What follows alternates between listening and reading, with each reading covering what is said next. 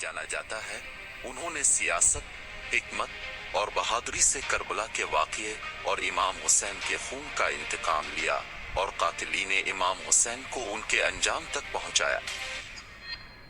इनका ताल्लुक ताइफ शहर में बसने वाले कबीला बन्नू सकीफ से था और ये ताबीन में से थे।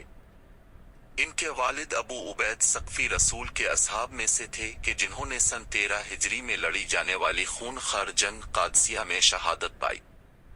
मुख्तार उस वक्त सिर्फ 13 साल के थे कि जब उन्होंने कादसिया की जंगों में से इसी जंग जसर में शिरकत की।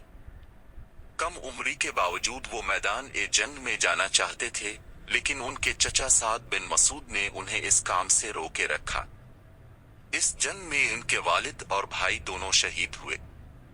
असबग़ बिन नबातह से मनकूल है कि जब मुख्तार बच्चे थे, हजरत मौला अली ने उनको अपने जानू पर बिठाया और उनको कैस के नाम से याद फरमाया और मुख्तार के हवाले से खूने हुसैन के इंतकाम से मुताल्लिक पेशिनगोई की।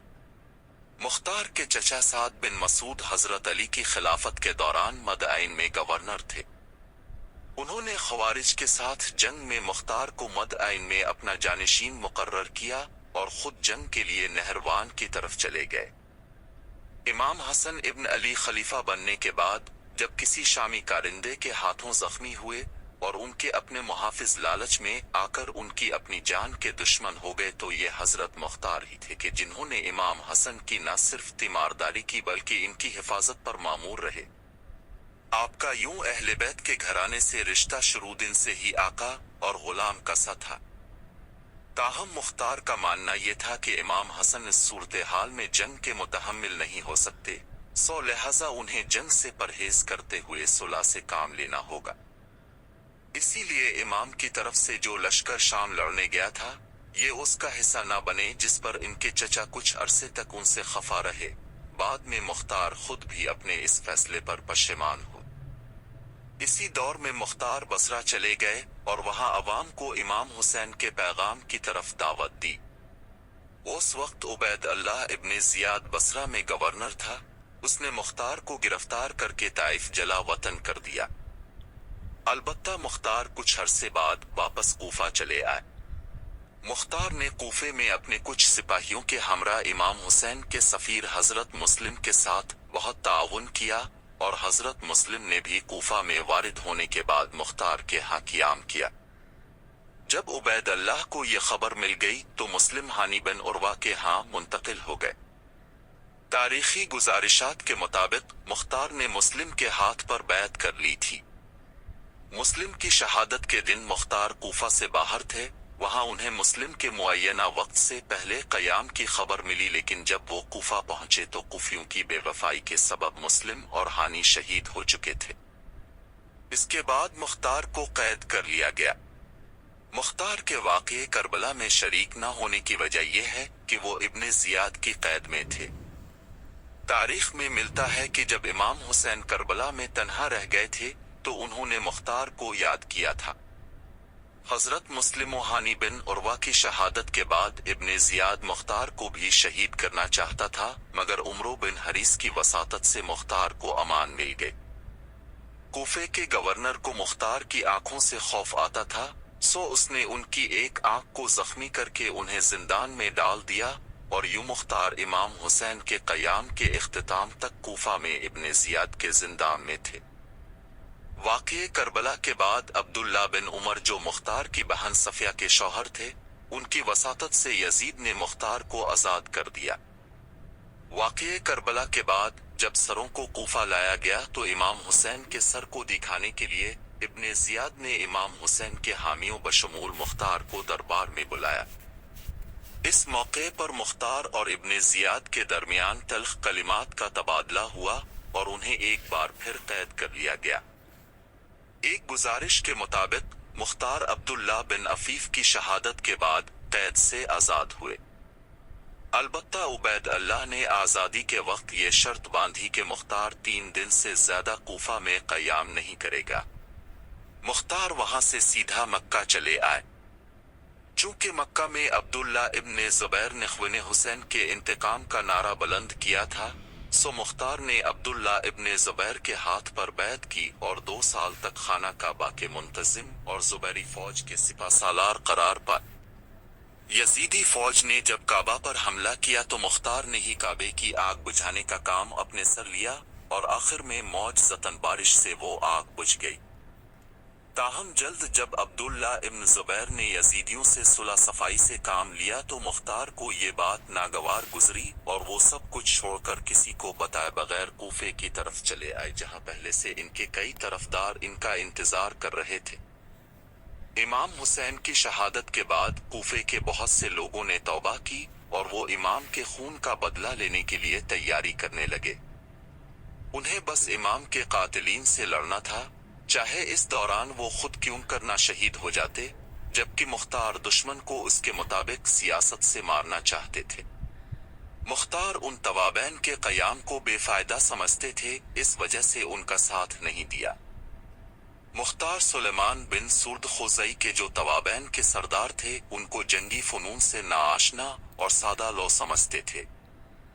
جب مختار نے توابین کا ساتھ نہیں دیا تو ان کے 16,000 افراد جنہوں نے سلیمان بن سرد خزائی کی بیعت کی تھی، ان میں سے تقریباً 4,000 افراد نے سلیمان سے اپنی بیعت واپس لے لی۔ البتہ مختار ان کی جنگ کے دوران بھی زندان میں تھے۔ انہوں نے توابین کی شکست کے بعد خطوط کے ذریعے ان کے بازماندگان سے اظہار ہمدردی کیا۔ توابین کے سرکردگان انہیں زندان سے طاقت کے زور پر آزاد کرنا چاہتے تھے، لیکن مختار نے سمجھداری کا مظاہرہ کرتے ہوئے ان کو منع کیا اور کہا وہ ان قریب خود ہی زندان سے آزاد ہو جائیں گے۔ اس دفعہ بھی مختار عبداللہ بن عمر کی وساطت سے آزاد ہوئے۔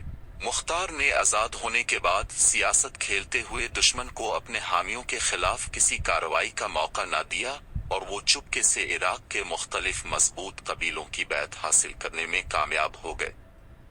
انہوں نے ان قبیلوں کے سامنے حضرت علی کے بیٹے حضرت حنفیہ کا خط پیش کیا کہ جس میں وہ مختار کے قیام کی حمایت کر رہے تھے۔ بالآخر عراق کے سب سے بہادر قبیلے نے بھی حضرت مختار کے ہاتھ پر بیعت کر لی اور یوں اس قبیلے کے سردار حضرت ابراہیم ابن مالک اشتر کو مختار نے اپنی فوج کا سپہ سالار مقرر کر دیا۔ جب مختار کا ہزاروں کی تعداد میں ایک خفیہ لشکر تیار ہو گیا تو مختار نے ایک عظیم خطبہ دیا اور فرمایا کہ اے بہادرو، اپنے کاموں میں خدا پر بھروسہ کرو اور دشمنان نے اہل بیت سے جنگ آزمائی کے لیے پوری ہمت کے ساتھ تیار ہو جاؤ۔ میرے عزیزو، یہ جان لو کہ خدا کی رحمت تم پر نثار ہے اور اس کی مدد تمہارے سروں پر ہے۔ سنو، اگر تم دشمنوں کو قتل کرو گے مجاہد قرار پاؤ گے، اور اگر شہید ہو جاؤ گے خدا کے نزدیک بڑے عظیم درجات کے مالک ہوگے، کیونکہ تم صحیح ارادے اور پاک نیت سے کھڑے ہوئے ہو اور تمہارا مقصد صرف امام حسین کے خون کا بدلہ لینا ہے۔ یقین رکھو کہ قیامت کے دن حضرت رسول کریم، حضرت علی، حضرت فاطمہ زہرا، حضرت خدیجہ تمہاری شفاعت کریں گے اور تمہارا حشر شہدائے کربلا کے ساتھ ہوگا۔ یہ سن کر بہادر مجاہدوں نے کہا، اے امیر، ہم تمہارے دل و جان سے فرما بردار ہیں اور ہم اس وقت تک دشمنوں سے لڑنے میں کوتاہی نہ کریں گے جب تک جان میں جان رہے گی۔ اے امیر، ہم آپ کو یقین دلاتے ہیں کہ ہم لوگ راہ خدا میں قتل ہونے کا دل سے تہیہ کر چکے ہیں۔ ہم غسل کر چکے ہیں، کفن پہن چکے ہیں، اہل و عیال کو رخصت کر آئے ہیں، دنیا سے منہ موڑ چکے ہیں۔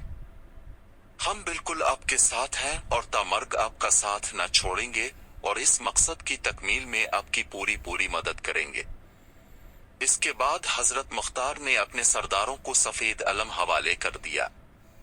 مختار کی فوج نے زبردست وار کر کے حکومتی فوج کو پیچھے ہٹنے پر مجبور کر دیا۔ انہوں نے کوفہ پر قبضہ کر لیا اور بہت جلد پورے عراق پر ان کی حکومت قائم ہو گئی۔ مختار نے اس قیام کے دوران شمر ابن ذلجوشن، خولی ابن یزید، عمر ابن سعد اور ابن زیاد جیسے کئی افراد جو کربلا کے واقعے اس سے مربوط واقعے میں ملوث تھے، ان کو واصل جہنم کیا۔ ابن زیاد، حرملہ اور عمر ابن سعد کے سروں کو مدینہ کی طرف امام حسین کے مظلوم بیٹے امام سجاد کے پاس بھیجا۔ کئی تاریخ دان اور نامور علماء نے مختار کے قیام کو حضرت سجاد کی اجازت کے ساتھ انجام پانے کی تصریح کی ہے۔ عبداللہ بن زبیر کو جب مختار کے قیام کا پتہ چلا تو وہ مکہ میں حضرت علی کے بیٹے محمد بن حنفیہ اور ان کے قریبی افراد پر دباؤ ڈالنے لگے تاکہ وہ ان کی بیعت کرے، نہیں تو عبداللہ نے انہیں زندہ جلانے کی دھمکی دی۔ محمد بن حنفیہ نے مختار کو ایک خط لکھا اور اس سے مدد کی درخواست کی۔ مختار نے 400 افراد پر مشتمل ایک گروہ کو مکہ روانہ کیا اور محمد بن حنفیہ کو خانہ کعبہ کے جہاں وہ نظر بند کیے گئے تھے وہاں سے چھڑا کر ایک نامعلوم جگہ پر منتقل کر دیا۔ لہذا یہ بات عبداللہ بن زبیر کو پسند نہ آئی اور انہوں نے اپنی فوج کو حکم دے کر کوفے پر حملہ کروا دیا۔ 18 ماہ کوفے پر حکومت کے بعد آخرکار 14 رمضان 67 ہجری کو 67 سال کی عمر میں کفن پہنے مختار نے اپنے کم و بیش صرف 20 یا 25 ساتھیوں سمیت ہزاروں کا سامنا کرتے ہوئے ایک جنگ کے دوران شہادت پائی۔ وہ مصعب بن زبیر کی فوج کے ہاتھوں شہید ہوئے۔